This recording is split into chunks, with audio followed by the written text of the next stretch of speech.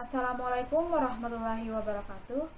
Perkenalkan, kami dari kelompok 3 pada mata kuliah Statistika Non-Parametrik. Pada video kali ini kami akan membahas tentang uji tanda, di mana anggota kelompoknya yaitu saya sendiri, Andita Diva Sahrah, dan Aufia Sahrah, Ilvani Makfirli, Asri Kurniawan, dan Irfan Zulkarnain.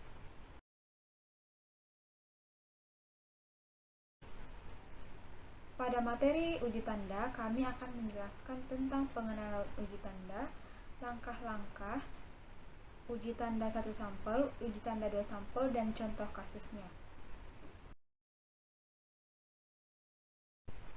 Baik, langsung saja.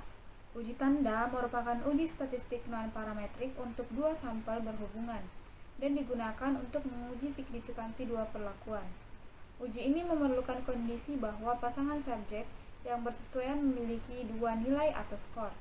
Perbedaan nilai atau skor pada kedua kondisi tersebut ditandai dengan tanda positif atau negatif. Uji ini didasarkan pada tanda dari perbedaan 2 kondisi pengukuran subjek yang saling berhubungan. Uji tanda menggunakan data berskala ordinal. Uji ini dinamakan uji tanda karena data yang dianalisis dinyatakan dalam bentuk tanda-tanda, yaitu tanda positif dan negatif. Jadi, dalam hal ini tidak menyatakan berapa pengaruhnya secara kuantitatif, tetapi hanya pernyataan mempunyai pengaruh positif atau negatif. Pengukuran pada 2 kondisi ini yang menyebabkan uji tanda termasuk dalam golongan uji untuk 2 sampel berpasangan. Subjek atau responden diambil secara acak dari populasinya. Uji tanda sangat bermanfaat untuk penelitian yang variabel penelitiannya sulit untuk diukur dengan tepat.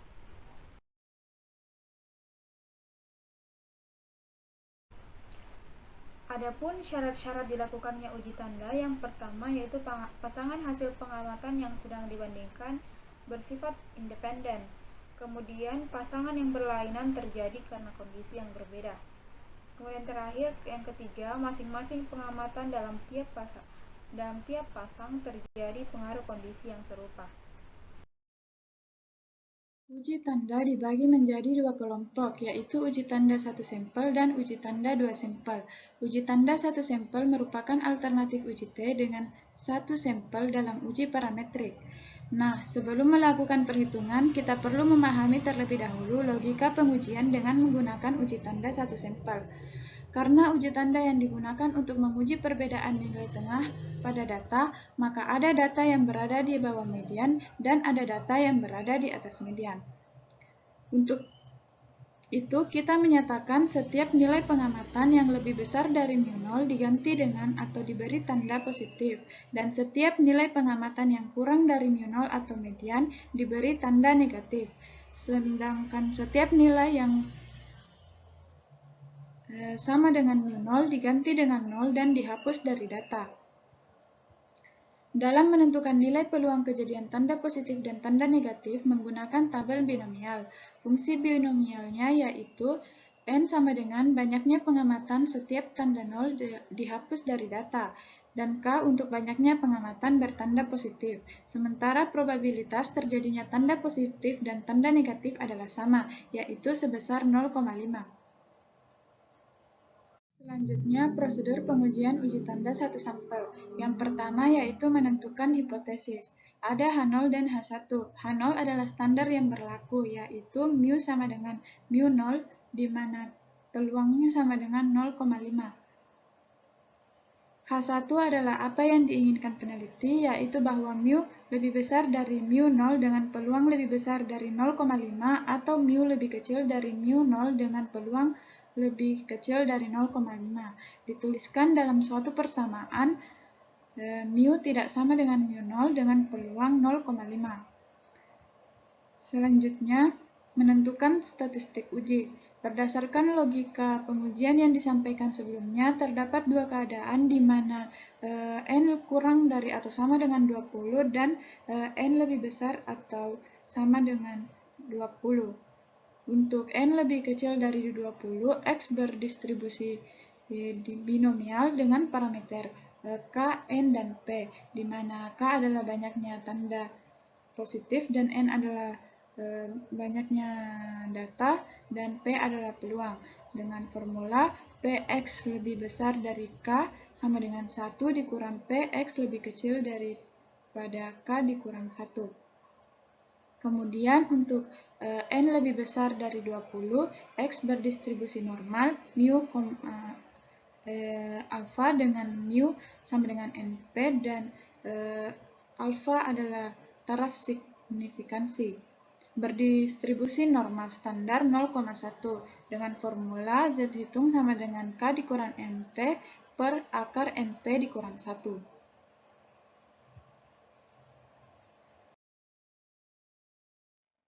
Selanjutnya, menentukan daerah kritis juga terbagi dalam dua kondisi di mana N kurang dari 20 dan N besar dari 20. Untuk daerah kritis yang N dengan N kurang dari 20 yaitu H1 mu tidak sama dengan mu 0 dengan daerah penolakan H0 P hitung kurang dari alfa per 2 atau P hitung lebih besar dari 1 dikurang alfa per 2. Kemudian mu lebih besar dari mu 0 dengan daerah penolakan H0 P hitung kurang dari alfa. Adapun H1 mu tidak sama dengan 0, daerah penolakan H0 P hitung kurang dari alfa per 2 atau P hitung lebih besar dari 1 dikurang alfa. Sementara daerah kritis untuk N lebih besar dari 20 yaitu H1 mu mu tidak sama dengan mu 0 dengan daerah penolakan H0 yaitu Z hitung kurang dari minus Z hitung alfa per 2 atau Z hitung lebih besar dari Z alfa per 2. Kemudian H1 mu lebih besar dari mu 0 dengan daerah penolakan H0 Z hitung kurang dari minus Z alfa. Kemudian H1 mu kurang dari mu 0 dengan daerah penolakan H0 Z hitung lebih besar dari Z alfa. Daerah kritis tersebut akan digunakan sebagai kaidah dalam pengambilan keputusan.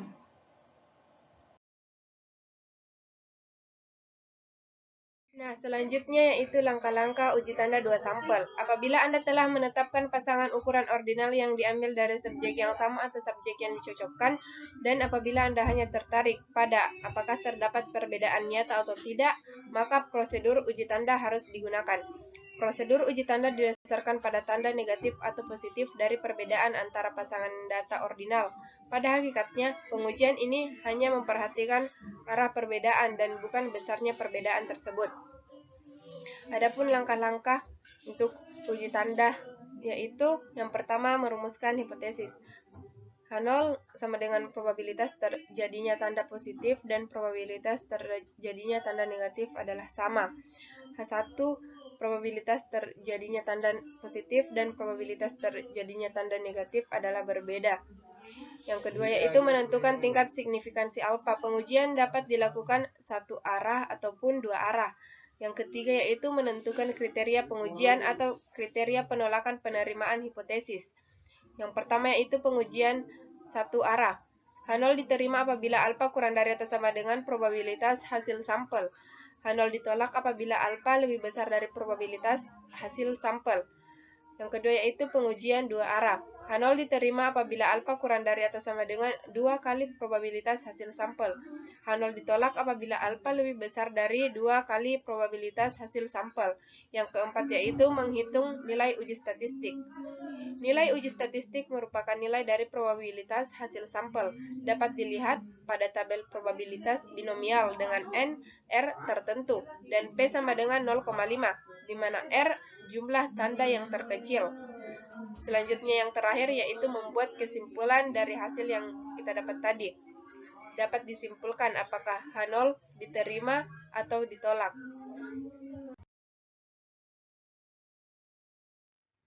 Kemudian, uji yang dilakukan pada dua sampel terpisah atau independen. Uji tanda merupakan uji statistik non parametrik untuk dua sampel berhubungan dan digunakan untuk menguji signifikansi dua perlakuan. Uji ini memerlukan kondisi bahwa pasangan subjek yang bersesuaian memiliki dua nilai atau skor. Perbedaan nilai atau skor pada kedua kondisi tersebut ditandai dengan tanda positif atau tanda negatif. Jadi, uji ini didasarkan pada tanda dari perbedaan dua kondisi pengukuran subjek yang saling berhubungan. Dinamakan uji tanda karena data yang dianalisis dinyatakan dalam bentuk tanda yaitu tanda positif dan tanda negatif. Pengukuran pada dua kondisi ini yang menyebabkan uji tanda termasuk dalam golongan uji untuk dua sampel berpasangan. Subjek atau responden diambil secara acak dari populasinya. Uji tanda sangat bermanfaat untuk penelitian yang variabel penelitiannya sulit untuk diukur dengan tepat. Uji tanda digunakan untuk pengelolaan data dengan skala ordinal. Asumsi lainnya adalah data sifatnya kontinu dan dibutuhkan tanda dari data sampel yang bertanda lebih dari atau kurang dari. Uji dilakukan pada dua sampel terpisah atau independen.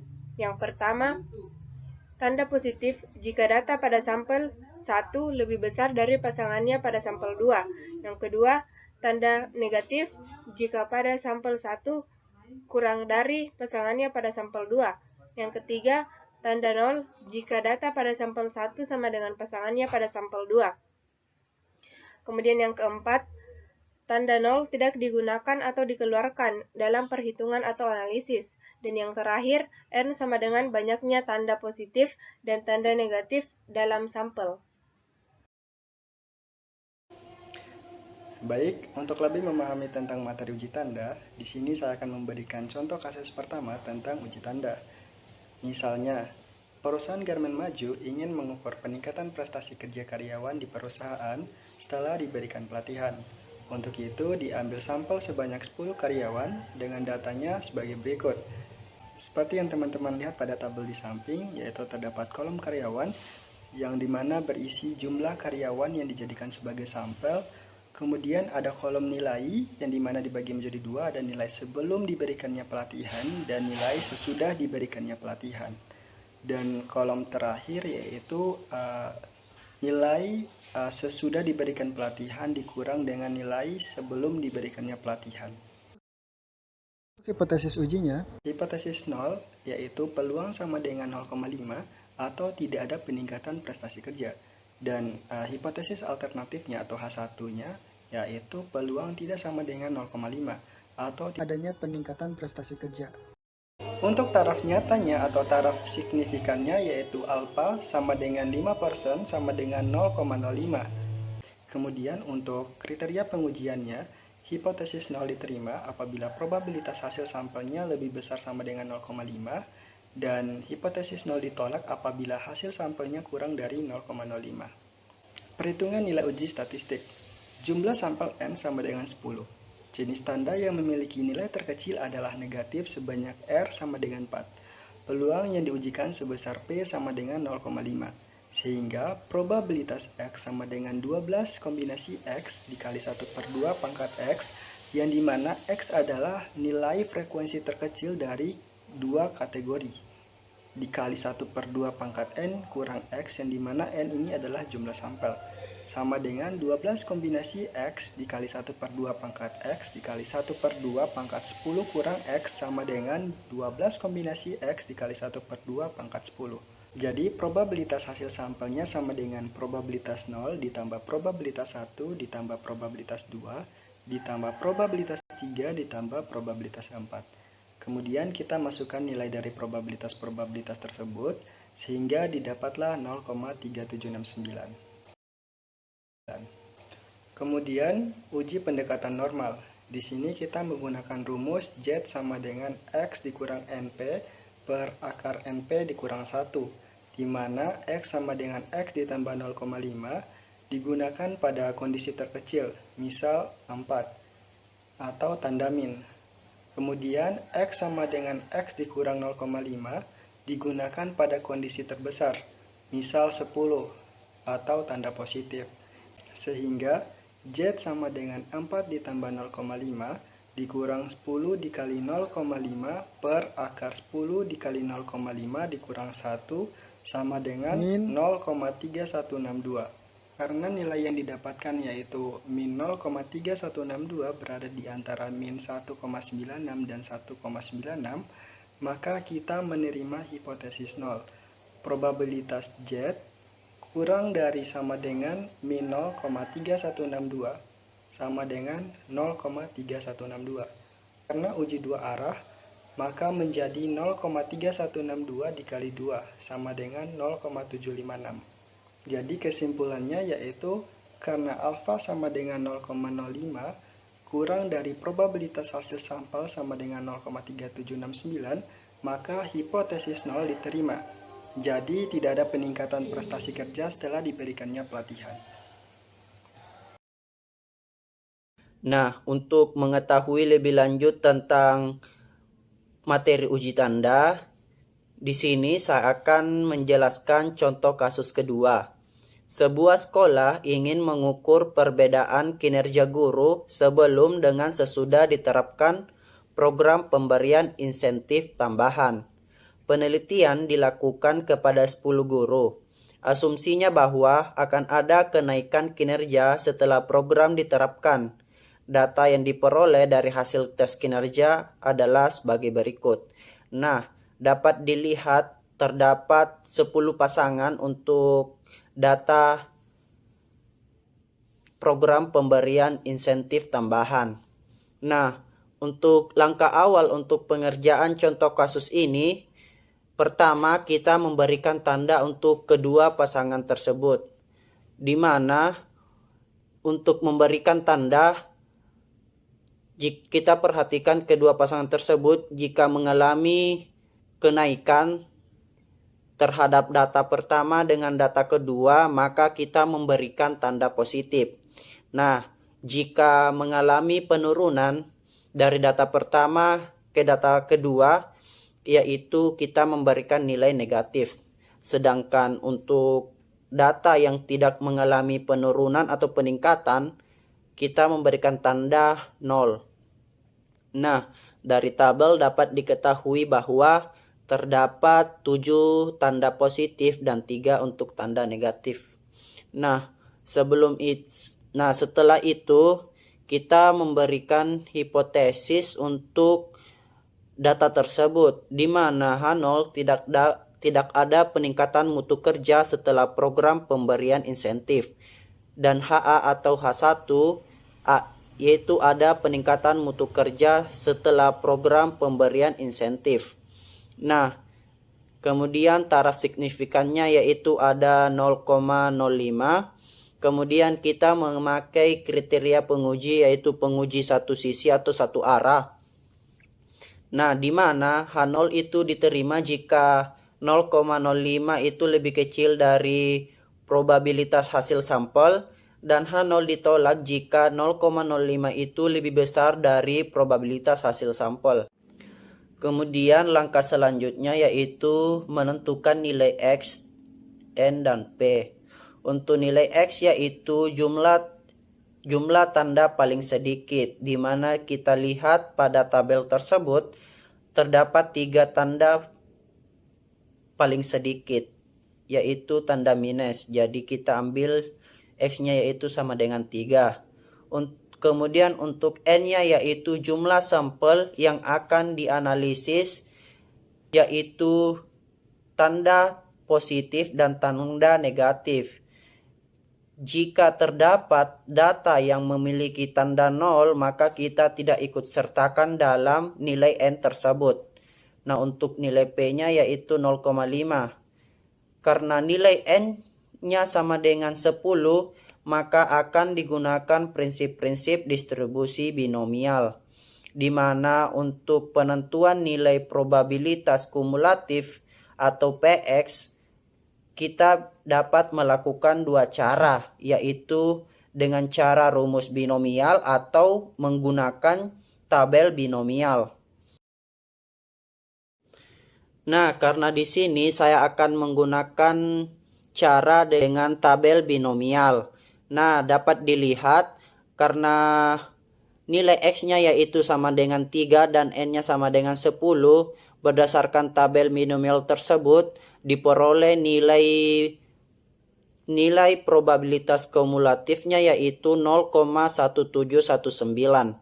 Nah, dengan pengujian hipotesis dengan kriteria H0 diterima jika 0,05 itu lebih kecil dari probabilitas hasil sampel, dan H0 ditolak jika 0,05 itu lebih besar dari probabilitas hasil sampel, maka terbukti 0,05 itu lebih kecil dari 0,1719 atau nilai probabilitas kumulatifnya. Maka dapat disimpulkan bahwa H0 itu diterima, artinya tidak ada peningkatan kinerja guru setelah diterapkannya program pemberian insentif tambahan. Sekian penjelasan dari kelompok kami. Terima kasih. Assalamualaikum warahmatullahi wabarakatuh.